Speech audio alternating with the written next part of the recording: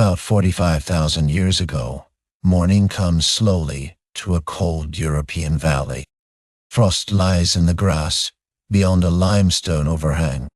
A small fire has survived the night as a bed of red embers, protected from the wind by stone. Several people are already awake. They are Neanderthals, people whose bodies are compact and powerful, whose faces are broad through the middle, and whose noses are large. Nothing about them resembles the old caricature of a bent, half-human brute. The exact people in this valley are imagined. No excavation can preserve one complete morning.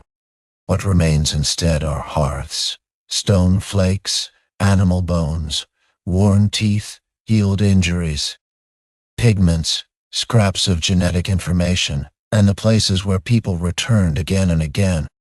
Those traces allow a careful reconstruction of the kind of day that could have unfolded while Neanderthals still lived across Europe, and small groups of Homo sapiens were beginning to enter the continent. The first task is the fire. One person brings dry material close to the embers while another shields the small glow from the moving air. Fire has practical value here. It gives warmth, light, and a protected center to the temporary camp. Neanderthals had controlled fire for a very long time. Recent evidence from England even suggests that much earlier members of the Neanderthal lineage were capable of deliberately making fire hundreds of thousands of years before this morning. The shelter is not a permanent stone house. Caves and rock overhangs preserve archaeology well, which can make Neanderthals seem like permanent cave dwellers. In reality, they moved through landscapes and used different places for different periods and purposes. This small camp holds only what can be carried, repaired, used, or left behind. Hides lie near the wall. Wooden shafts rest where they will stay dry. Pieces of suitable stone wait beside a patch of flakes from earlier work.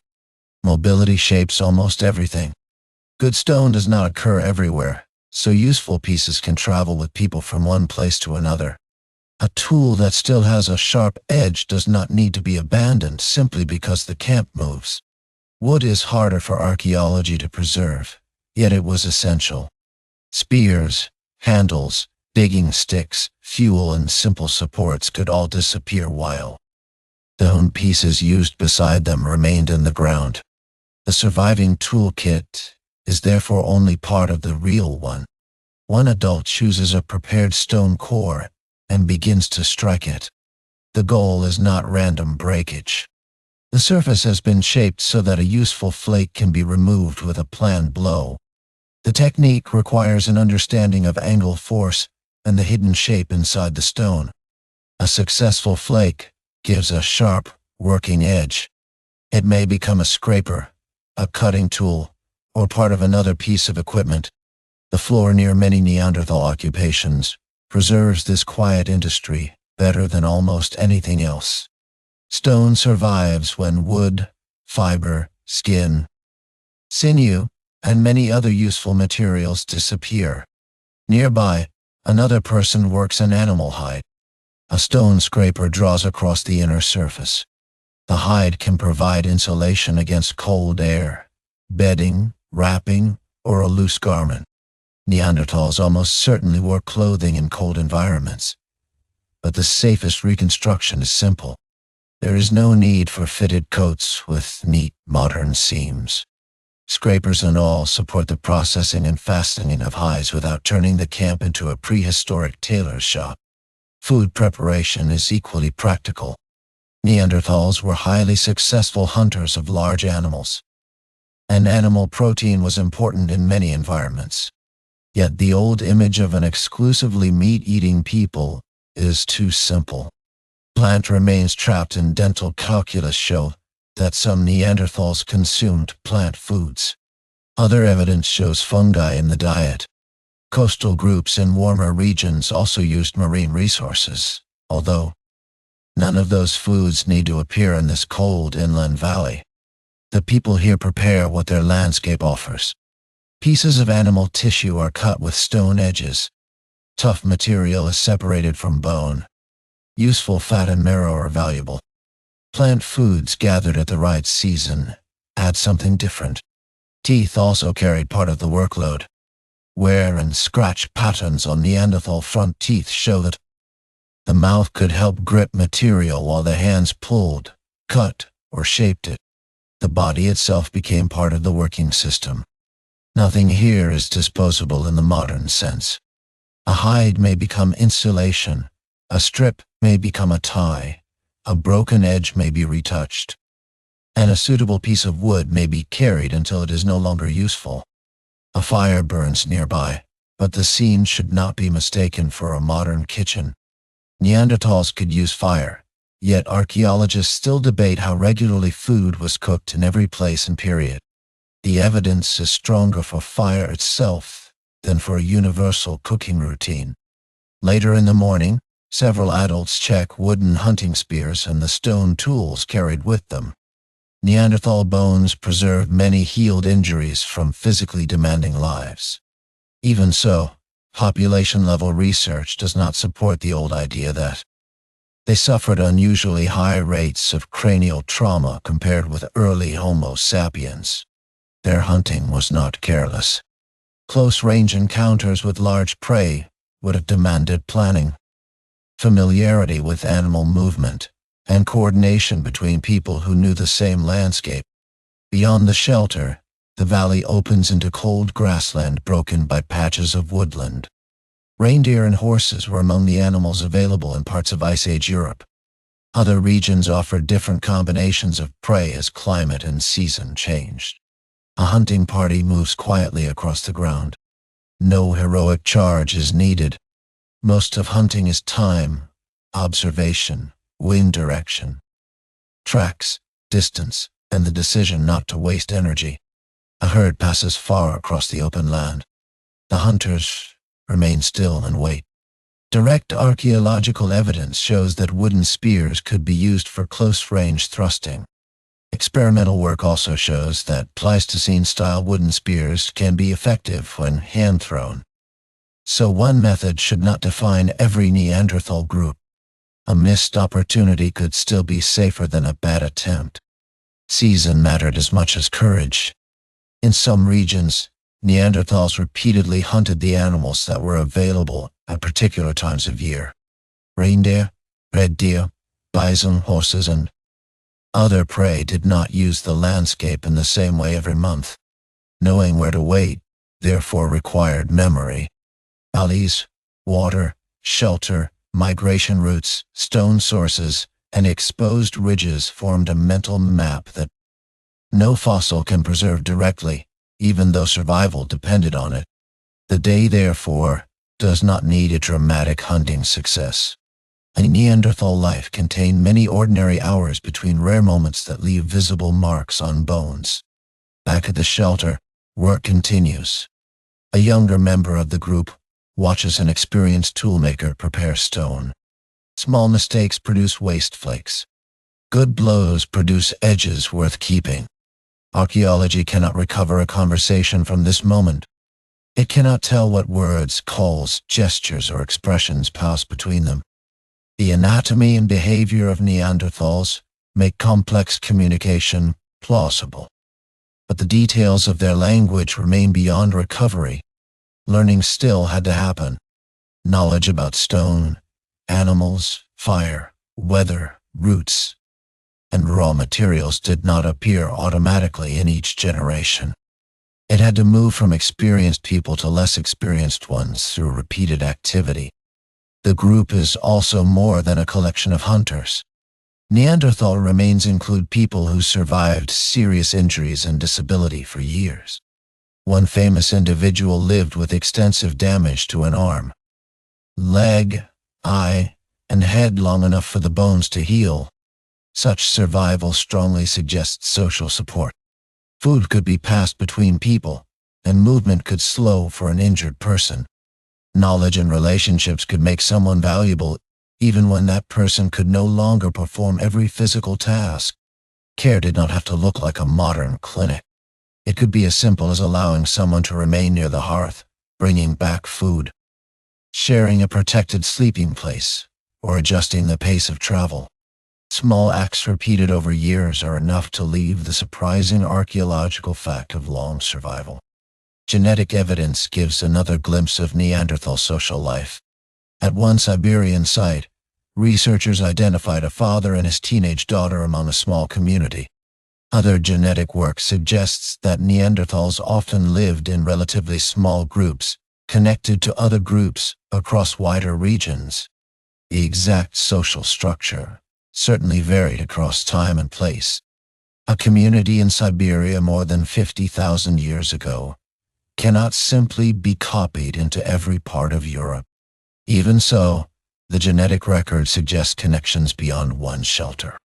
In the Siberian community, maternal lineages were more varied than paternal ones, which researchers interpret as evidence that women often moved between groups.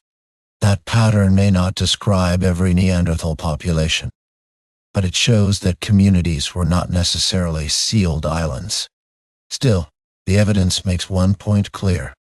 Neanderthals lived among relatives, companions, children, and other people whose presence mattered. By afternoon, the fire has become smaller. Tools are checked once more. A hide is turned to expose another surface, and a wooden shaft is smoothed. The camp looks less like a museum exhibit than a workplace where almost every object has already been used. Then, the scale of the story changes. Elsewhere in Europe, another human population is present.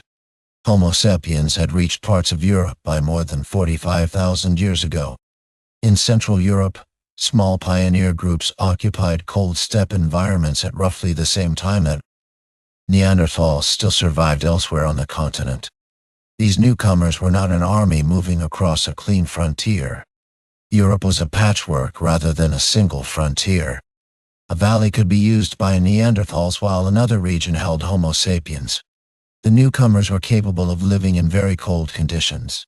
Evidence from Central Europe shows small Homo sapiens groups occupying steppe environments during a pronounced cold phase around this period.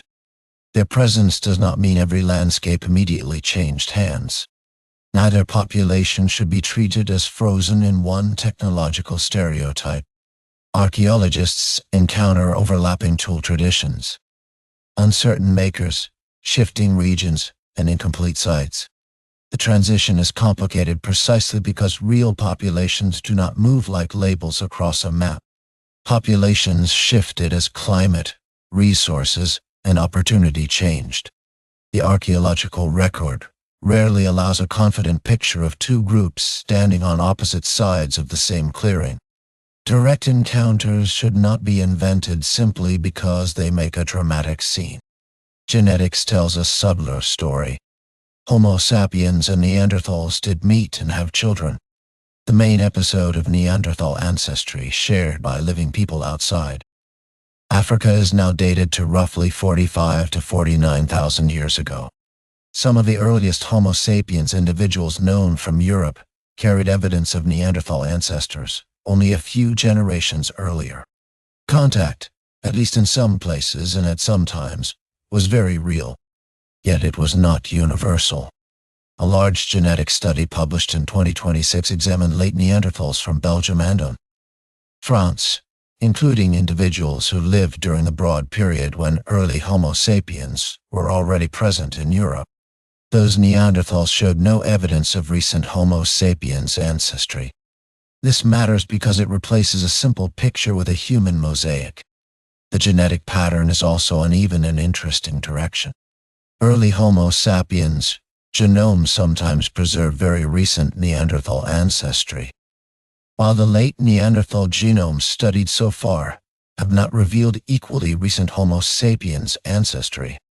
Researchers are still working out why that asymmetry exists. Possible explanations include population size, where mixed descendants lived, which communities they joined, and simple gaps in the small number of ancient genomes that survive. The safest conclusion is not that contact followed one rule, but that different encounters had different outcomes. Some populations clearly met, and some of those encounters produced children. Other groups may have known of one another only indirectly. Others could have occupied the same continent without ever sharing a camp, a hunt, or a child. For the people beneath this rock shelter, no invisible clock announces that their species is approaching its final millennia. There is only the immediate world.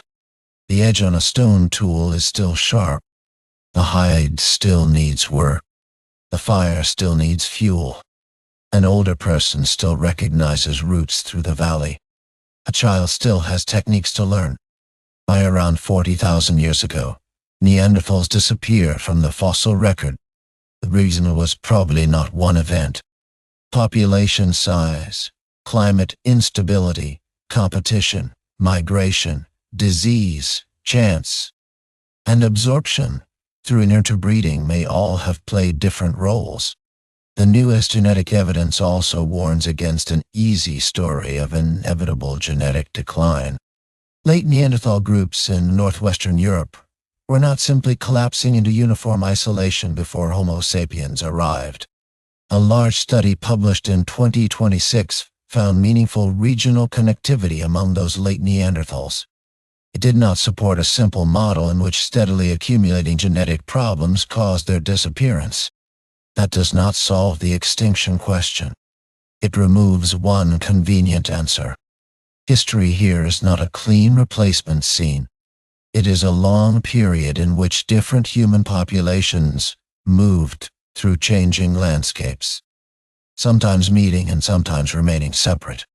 They left only fragments from which much later people try to rebuild their lives.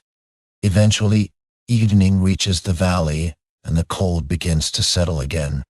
The hunting party returns without the triumphant spectacle that later stories often demand. Perhaps there is food from an earlier hunt to divide. Perhaps the day's useful result is information about where animals moved. The fire is fed again. A stone edge is placed where it can be found in the morning. Hides are pulled closer as the air cools. The group settles into the familiar geometry of warmth, shelter, tools, and other bodies. Somewhere else on the continent, another human group may be doing much the same thing. They do not need to see one another during this evening for both human worlds to be real. For a few thousand years, Europe holds more than one kind of human. And in the quiet center of this Neanderthal camp, the day ends without knowing what the next age will call them.